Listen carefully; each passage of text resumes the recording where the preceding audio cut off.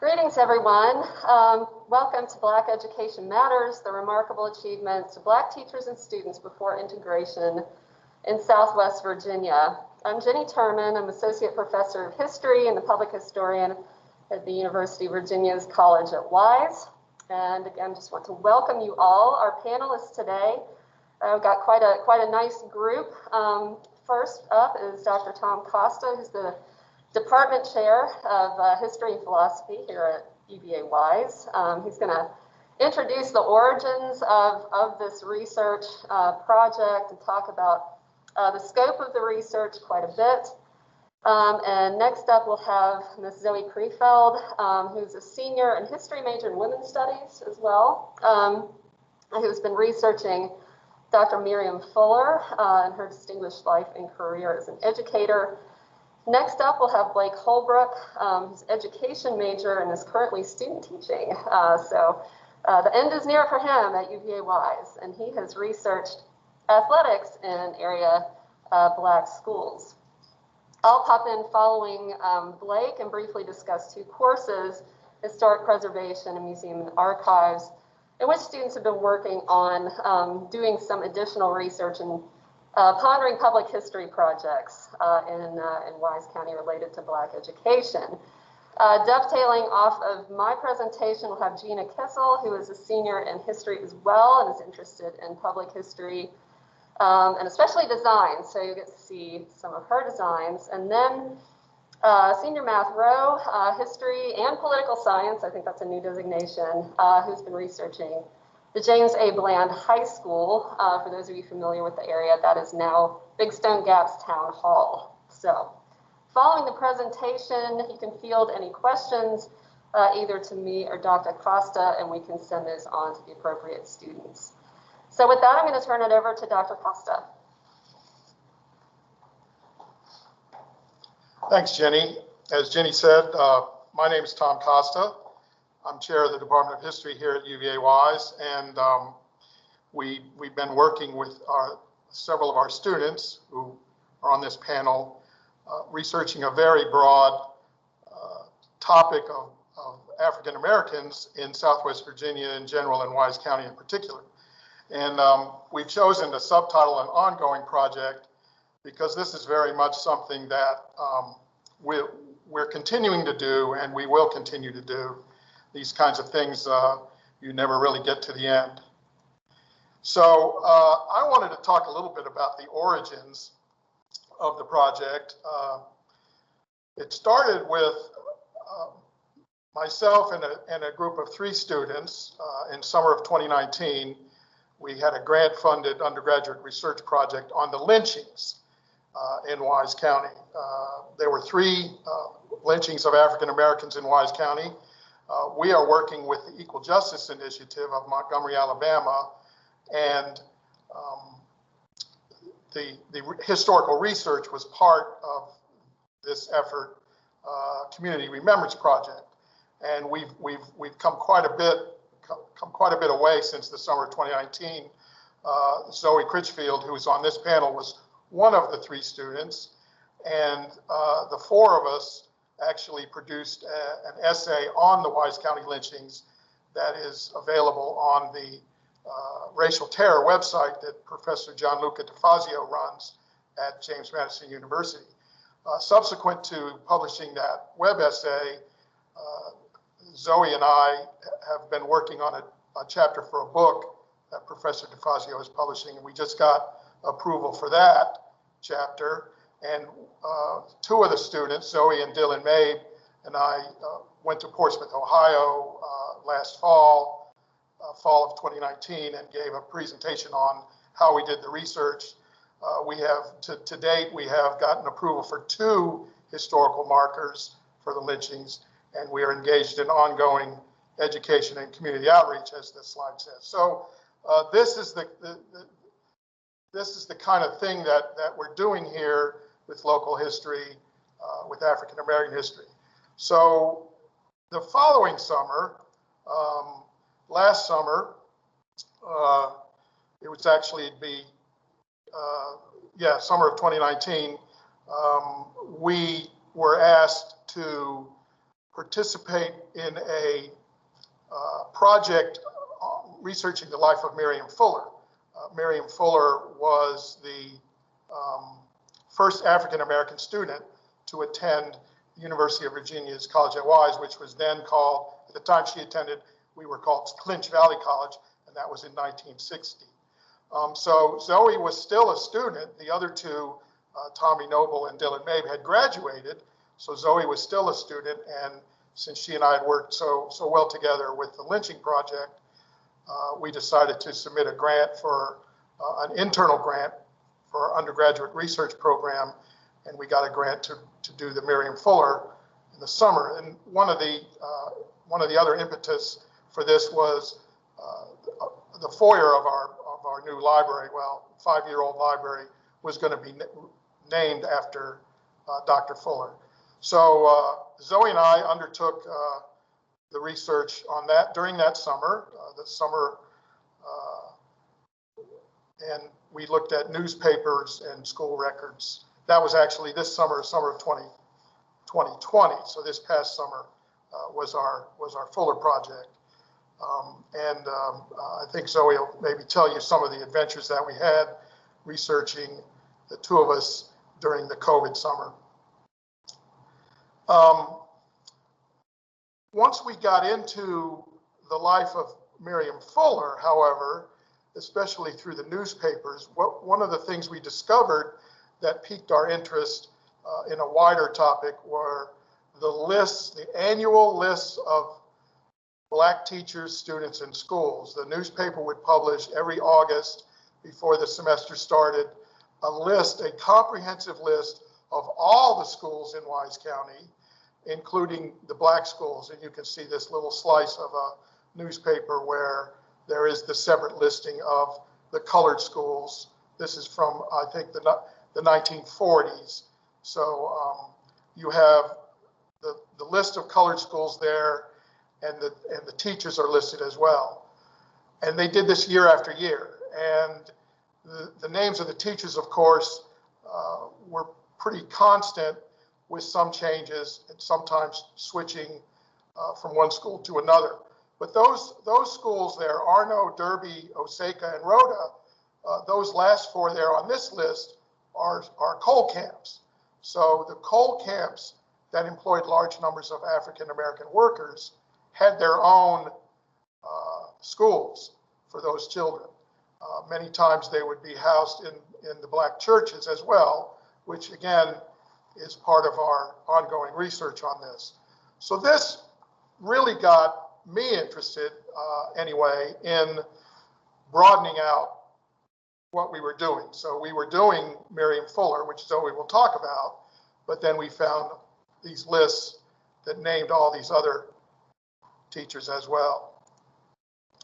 So I'm going to turn it over to Zoe now, and Jenny's going to come back up and run the slide show. But the point is how researching one topic then opened up into a much wider field. And I think each of our students will explain how they came to get interested in this topic.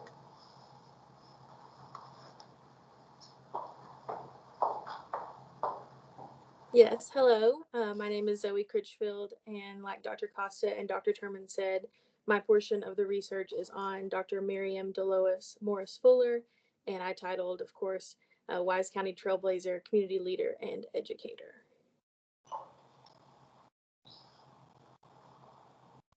And if I could get the next slide, please. So just a little bit about her background. She was born in Big Stone Gap, not far from our campus in teeny Southwest Virginia town in 1933. And she grew up in what we would probably call middle class, and in a house that really championed education. Her father was an educator. He also owned a business. They were very involved in their church, and in the African American community, they were certainly considered leaders. And so as she grew up, we really think that this focus on education really contributed to some of her later career achievements. And so while still in Southwest Virginia, she attended Central High School, which was one of the two African American high schools at the time. And then upon graduating, she left Southwest Virginia, which really is something in itself, as many Black women didn't have that chance. But she obtained her bachelor's degree from Virginia State University. And then after that, she returned to Southwest Virginia, where she began working as a librarian at Bland High School, which we'll learn a little bit about from math. And then understanding the need for a typing teacher and wanting to improve her typing skills, this is when she decided to enroll at then Clinch Valley College, now UVA Wise. And to anyone's knowledge, there had never been an African American student.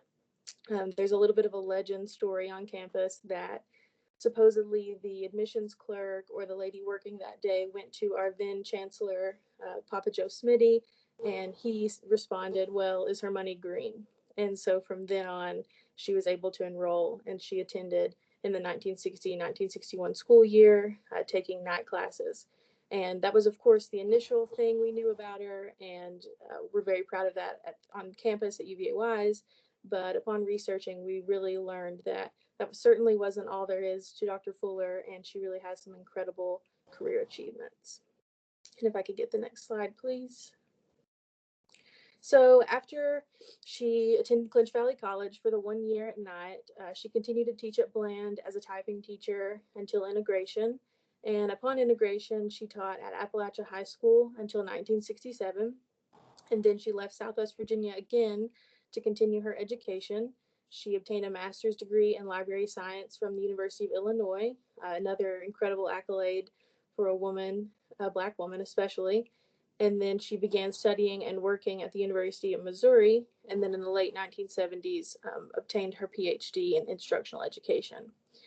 And so she really began working on reading, linguistics, and childhood development. She published several articles, of course, and then also published a set of textbooks for children to learn to read in different ways. Next slide, please.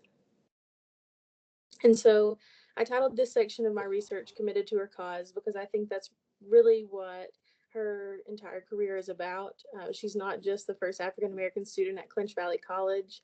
She really wanted children to learn to be able to read. She developed this special linguistic method.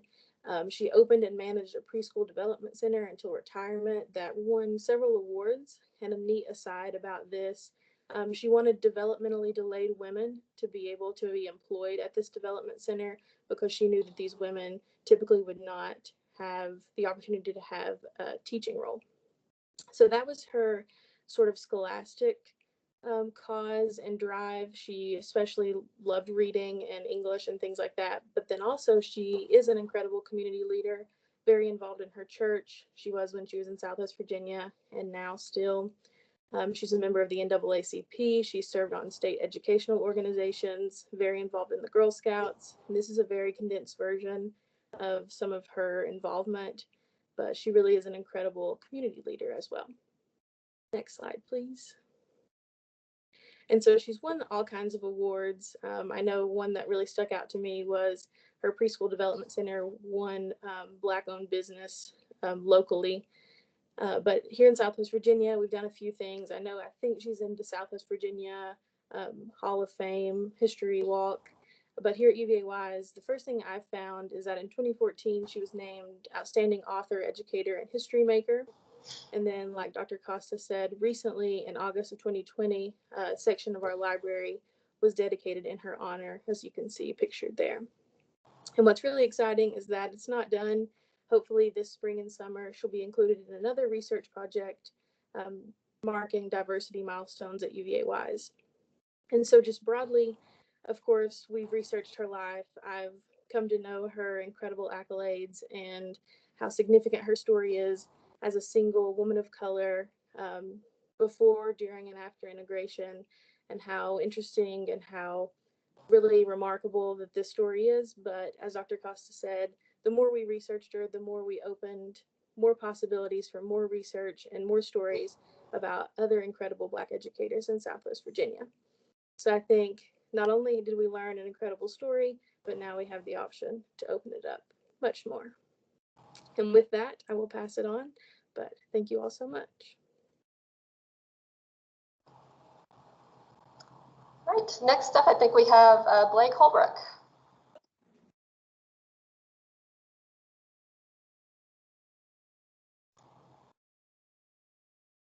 Hello, my name is Blake Holbrook, and last semester I completed some research about Southwest Virginia race relations and how the African American sports culture really fed into those race relations. So next slide, please. So in 1951 in Norton, Virginia, there was a Little League baseball that was organized, and during that there were 4 teams, and there were a lot of players who showed up for tryouts, and but there were only 4 teams, and there were 4 African American individuals who came to tryouts. And so the organizer of the league, Dr. Charles Litton, he basically said that he did not want to deny these kids the opportunity to play baseball like their peers. And so he allowed for 1 African American boy to be on each team. And that was very important for the area because there was no examples in Southwest Virginia at the exact time of integrated sports. And that was one of the first examples of integrated sports in the entire American South. So it's very, very important for our area. Robert Raines was a former player on that league, and I actually conducted an interview with Mr. Raines. And he stated that those 4 African-American players were allowed to join, and that those kids were treated very well by their teammates because they were teammates. You know, there were never any racially fueled negative instances. There were never any fights. Everybody got along very well, including the spectators. At the end of the season, there was to be an all-star game played against Charlottesville, Virginia, their all-star team. And originally, the Norton kids were supposed to go to Charlottesville and play, but the Charlottesville did not want to play with an integrated team on their field. And so it came down to Charlottesville coming to Norton on a non-integrated field for them to play the game, or the game wouldn't have happened. And so when the parents of the Charlottesville players came to Norton, Virginia for that game, Raines basically said that the parents were absolutely overwhelmed by the hospitality they received. There's no malice held against anyone, especially considering that their children was playing against an integrated all-star team from Norton, which was very much unheard of at the time. Next slide, please. And Frank Kilgore and Charlie Collins were 2 others that I interviewed. Frank Kilgore is a local historian and attorney in St. Paul, Virginia. He stated that the coalfield Appalachia had great ramifications for the culture of our area. And he said that the dangerous working conditions in the coal mines, it really bred a different people that were more unified and tolerant of other nationalities as well as races and ethnicities. He basically told me at one point that when the work is that dangerous, why would you want the man next to you hating you? And so the people in those coal mines, they worked together very well. They got along very well. Many of the larger coal companies, because they had coal towns, they also had semi-professional baseball teams that would play in those towns to serve as entertainment for the workers. And some of those miners would actually be recruited from Europe who would primarily play baseball, but only work in the mines secondarily. When they did work in the mines, it was really the jobs that weren't as dangerous, so they could still be reliable to play baseball for their entertainment. And Mr. Kilgore said that the players from Europe were treated very well, and so were the African American players and miners in general. There were white teams, and there were African American teams, and there were European teams. He said generally these players played amongst themselves, and they did not play against the other teams, which is pretty much to be expected at that time. And Mr. Charlie Collins was a former principal of Castlewood High School. He has a very long education career spanning decades. And he said that in Castlewood, Virginia, he can only recall a single instance of racially inspired discrimination. And that was an instance in which some parents were upset that an African-American coach was coaching the sports team. And so they made up a story about him, about a sexual harassment story, to try to get him fired. And Mr. Collins said that was not true and was actually completely made up just in an effort to get him fired. But that was the only racially inspired discrimination event that he could recall from his long-spanning career. And one of the most important findings from our research was that Collins and Kilgore both explained that in 1939, so over a decade before the 1951 Norton Little League baseball team, that an African-American boy, he actually played football on an otherwise all-white team at Dayton High School, Virginia. And so future research should really investigate that story and just to see what all that was about, because as you know, that is over a decade before 1951. Next slide, please. Phil Robbins, he's another person that I interviewed. He was a coach and a teacher at many schools in Virginia. Powell Valley High School in Big Stone Gap, Patrick Henry High School in Glade Spring, John Battle High School in Bristol, and Christiansburg High School in Christiansburg. His first year of teaching and coaching was the second year of integration. And so his testimony really supported the previous claims Charlie Collins and Robert Raines and Frank Kilgore that the tolerance of Southwest Virginia was much greater than other parts of the state. There were no racial problems, and all the different races really just lived in harmony. There was never any issues.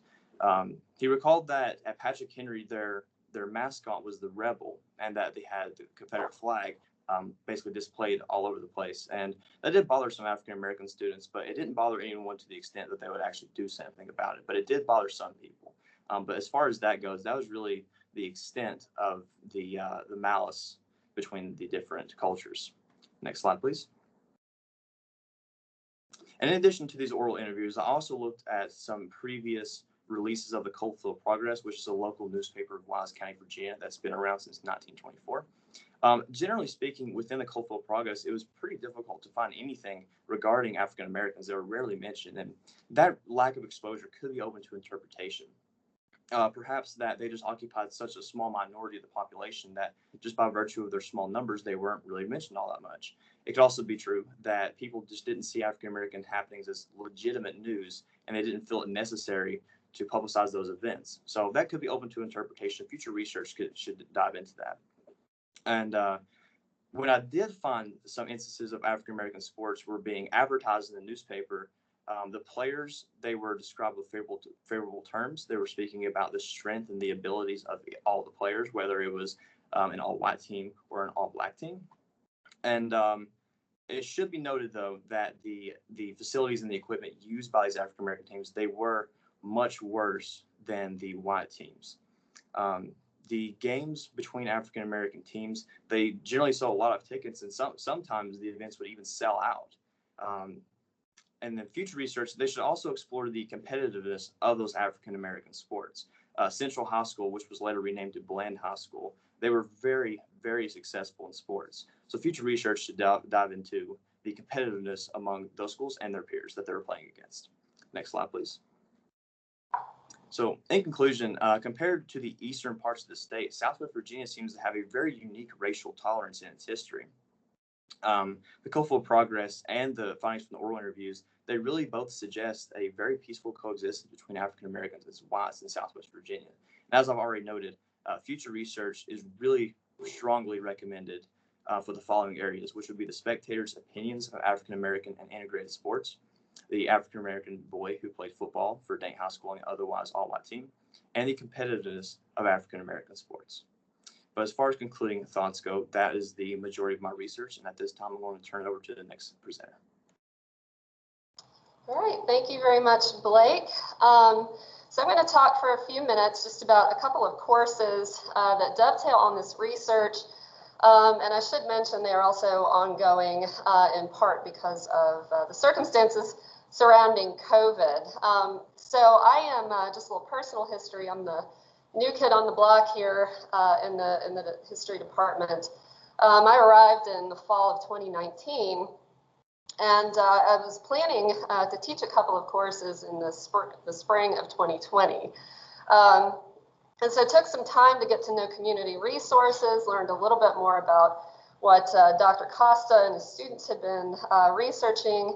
And by the time spring 2020 rolled around, I had identified a couple of interesting projects for students to engage in. And part of it, I should say also, I moved to Big Stone Gap and was just kind of interested in what was going on in my backyard.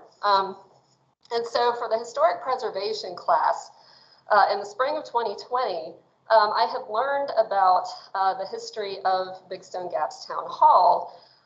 Did a couple quick searches online just to investigate when it opened, and found out, Matt will talk a bit more about this after me, but learned that it opened like 3 weeks before Brown v. Board, the pivotal Supreme Court ruling. It's like, well, that is interesting. And so that particular project was the one I wanted students to get get interested in. So I asked them to go conduct some research into the history of the school and explore that a little bit more. So just going to give you a little overview of the course goals. What I like to teach in historic preservation classes, they do get sort of the basics of architectural history. This is not quite as intensive as what a student in graduate program might get, but they get sort of a lay of the land, how to identify different styles that correlate to different periods. So they learn to describe physical attributes of a property, learn sort of the overview of the National Register of Historic Places nomination process. And part of the focus is to get them to construct well-researched statements of historical significance. So those of you not familiar with the National Register, you'll have an architectural section where you describe the building's physical characteristics and property, its historic integrity. And then we apply the historian skills to what is Section 8, which is the Statement of Historical Significance. So these projects lend themselves really well to learning how to be a historian. You're having to make an argument based on solid evidence. So you learn to research and then contextualize a property. We also touch on questions of ethics. I talk a lot about gentrification and historic preservation and the challenge of balancing preservation, but still preserving communities for existing populations so they don't end up getting pushed out over time.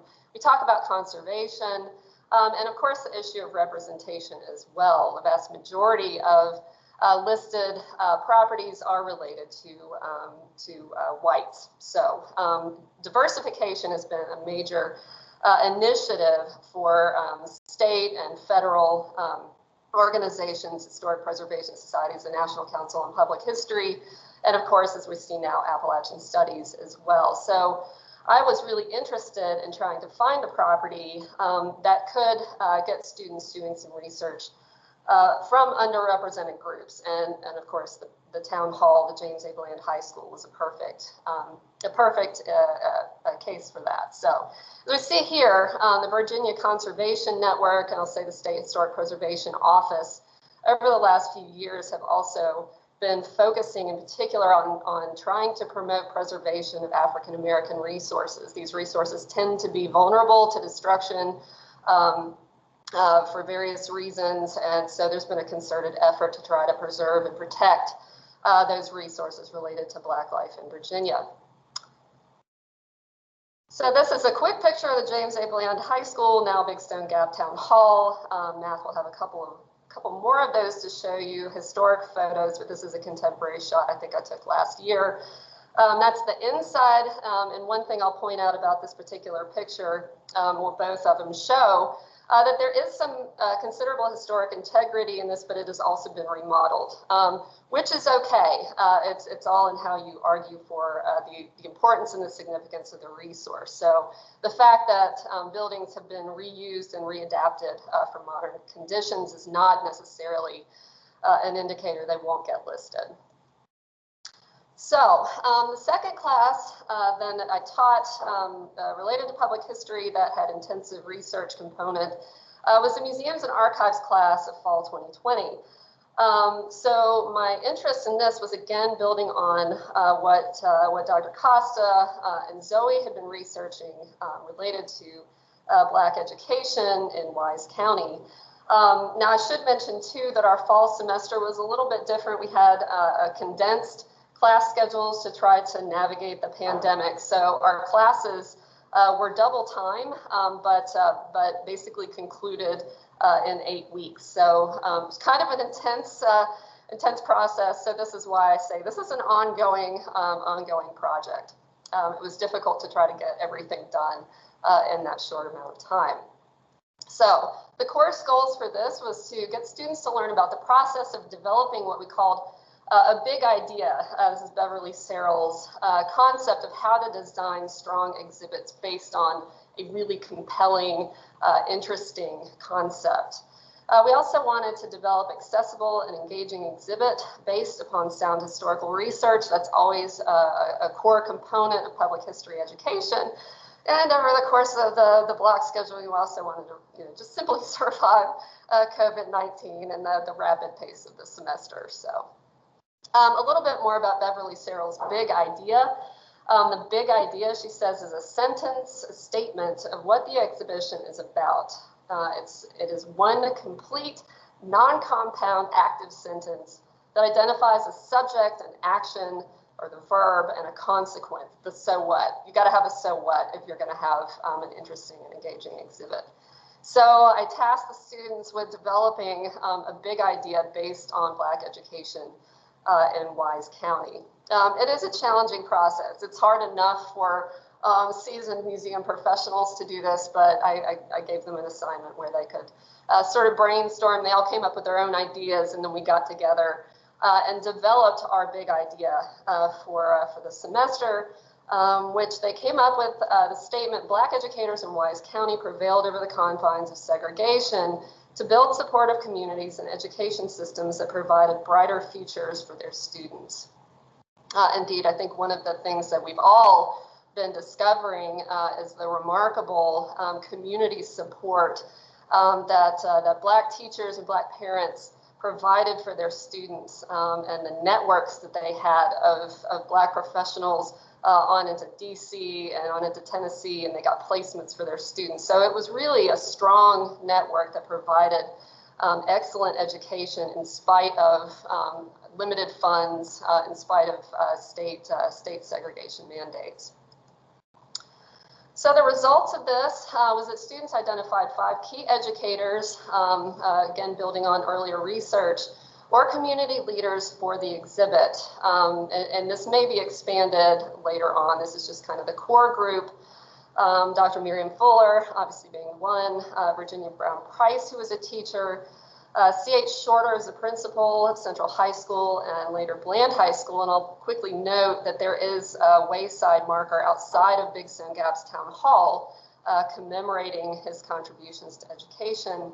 Also have Rexel Carnes, a coach, and then an influential community leader, Reverend Kane, who was a pastor who gave the dedication speech to the opening of the Bland High School.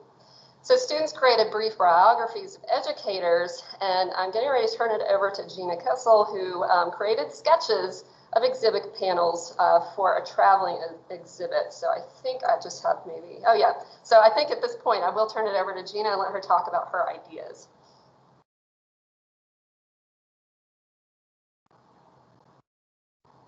Hello, thank you. As Dr. Turman introduced, my name is Gina Kissel. I was a student in her museums and archives class, and I came up with a couple of rough designs for potential traveling exhibits. Those were the two big things that we were trying to focus on was the traveling part. You know, we wanted to come up with something that would be portable, so that way it could make its way around the county so everyone could see it. And then we also wanted to adapt it to COVID regulations because we don't know when those are going to end. So we wanted to make it so it's safe and accessible for everyone. So this is the first option that I came up with. It's the most simplistic out of them. It's just your basic standard banner. So you would put the information that you had on the banner. So any photos, information, you could do as many as you wanted. You can make them to be waterproof, so it can be weather resistance if they have to go outside. For the way that it would be created is you can make the stand or you could purchase the stand. It wouldn't be difficult to make. You could make it out of PVC pipes. And with the banners, you would have a pipe on the top and the bottom. So like the top just to kind of keep it straight, and the bottom, you could weigh it down, you know, maybe put some sand in it. So that way the wind wouldn't fly it around too badly. And with the banners, you could distance them, kind of demonstrated in the top right. You could separate them the 6 feet distance. So that way we are practicing social distancing. And next slide, please. So this is the second one I came up with. It's more column based. I like this one. It's a little bit more visually appealing than the banners. It's still the same concept. You have the information printed, this time on boards rather than a banner. And you could make the structure again with PVC pipes and like T connectors. you could weigh down the feet so that way there's no chance of it blowing away if you had to put it outside or anything like that. And this also is really cool. It also gives the option to put artifacts in the exhibit in case you wanted to show anything. So what you would do with the columns is you would put a platform in there for the artifact to rest on, and then some plexiglass around it, and you can purchase little battery lights that you can do with like a remote control, so you could turn it on easily and it would be battery controlled. You wouldn't have to worry about wires or anything like that, and it's just a little bit more visually appealing. And again, with the multiple columns, you could position it to practice social distancing and make it safe for everyone to view. And then the third option, which next slide, please. The third option is my favorite. However, it is the most difficult. The third option I came up with was potentially using lockers as a way to showcase the information. So you would have the information on boards and you would fasten it to the doors of the locker. And then to show the artifacts, you would take the doors off of some of them, put plexiglass, and then you could arrange the lockers like if it was in a school setting. It just kind of brings a little bit more life to the exhibit, makes it a little bit more, I guess, aesthetically pleasing to the eye to go view. It makes it more interesting to go look at the information. However, it isn't that portable because it is extremely heavy. And as far as social distancing, there's not really much of that. It's all together condensed with the way that the lockers are. However, you could use the same type of format as option number 2 to build locker-like replicas. Because again, lockers can also be kind of hard to access. However, there is the closed down school, J.J. Kelly, in town. And I know that the school has purchased some old equipment from the closed down high school. So that could be an option to get lockers from there. It's a little bit more complicated, but again, it is the most aesthetically pleasing, but it's not the most convenient. So out of all the options that we have so far that I've drawn up, I would probably go with number 2, just because, again, it has the options for the artifacts, and then you can still socially distance the information, and it gives about the same amount as the banners. It'd be a little bit more to transport for a traveling exhibit, but I don't think it would be such a huge issue that it'd be impossible to do. And I think that's all I have. Thank you. Great, thank you, Gina. Okay, just to wrap up my segment here, I do have some future goals. Some of this will depend on COVID considerations, but first steps are going to be to facilitate meetings with county residents, teachers, alumni, and other stakeholders to solicit their input and to get their feedback on this exhibit proposal and the future direction of the exhibit. We also would need to establish possible host sites for a traveling exhibit, public libraries, public schools, and possibly here in the library on campus would be some that we've brainstormed. We do also plan to conduct oral histories of educators, students, and alumni as well on into the future, again, depending on the status of COVID. Obtain photographs from area museums. So once the archives open back up, we do plan to go start to acquire some of those materials. Write a grant proposal to get funding for the construction of the exhibit. And then finally, draft and circulate a formal exhibit script and design to community members and stakeholders. And with that, I'm going to turn it over to Matt Rowe, and he will tell you about the Bland School. Hi guys, I'm going to talk about Black education in Southwest Virginia, or more specifically the Bland High School. I started my research into this project with Jenny Turman about a year ago. I took her intro to public history class and then later her museums and archives class. And originally we had wrote about Bland to be submitted to the National Historic Society. and to have it nominated, but it has now then developed into a larger project. To talk about specific things before I start talking about Bland itself, as Costa previously said, most Black education prior to Bland and prior to Central High School happened in coal camps or churches in the 1930s. The first African American high school here was Central High School, previously known as the Appalachian Training School. This was renamed after C.H. Shorter. It was dedicated in 1937, and it also leads to the creation of Bland since there was limited space at Central High School. Next slide. I've been doing research into newspapers, and I've been researching opposition to integration prior to Bland. There was a lot of public opposition. There were fears of unlimited romancing between whites and Blacks. And this was propagated by President Eisenhower and along with other articles in newspapers. There was also questions surrounding the enforcement and constitutionality of Brown v. Board of Education. And most of this came in due to the 14th Amendment, which the Brown v. Board was based upon being this. The 14th Amendment was decided in 1868, and public schooling in Virginia did not open until 1870. So a lot of people were skeptical of how does the 14th Amendment apply to our school system if our school system did not even exist until 2 years later. Senator Robertson, who was a Virginia senator at this time, wrote in the Coalfield Progress that 23 states understood that the 14th Amendment would not abolish segregated schools and that it repealed previous decisions by the Supreme Court.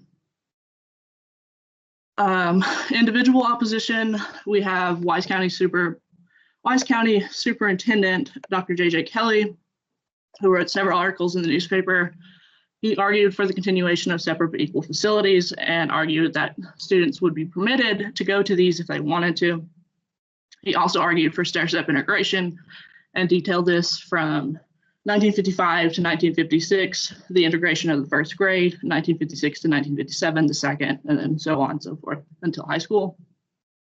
And another key part of his opposition is seen in his dedication, because they dedicated a high school to his memory, J.J. Kelly High School, and that was a segregated high school until 1965. The second individual opposition comes with Virginia Senator Harry Byrd, who also used to be a Virginia governor. He wrote the Southern Manifesto and pushed a policy of massive resistance in Virginia and in the South. It did not go into effect until 1956, but it caused rippling consequences across the South and across Virginia. The worst part of this was if schools tried to integrate or push for integration, their state funds would be removed and they would be shut down. There was also pupil placement boards to place African Americans in schools often that were further away, or it led to bigger policies of busing. And additionally, it gave tuition to those who attended segregated schools. Next slide. James A. Bland itself. The creation, construction started in 1952 and ended in 1954. It was given $250,000 in state aid. A majority of this came from battle money, which we're not really specifically sure what battle money was at this point. But battle money was basically money given by the state of Virginia to prevent lawsuits against conditions in segregated high schools and kind of to push back against integration. To compare this state aid to other schools that were in the county, I found a newspaper article that did that for me. J.J. Kelly High School received $408,000. Pound High School received $200,000. And most of these were in state aid, so it's obviously clear to see how varied, white schools were getting more money than African American schools. Additionally, the other thing that I found interesting about this part is $732,000 was given to the county for other projects yet to be developed, but I'm not sure if any of that money actually went to Bland after its creation. It accommodated 150 students and 125 were enrolled in 1954. Regarding architecture, which is something we looked at very specifically for its nomination to the National Historic Society, it was pedagogical progressive modernism that was mostly inspired by John Dewey.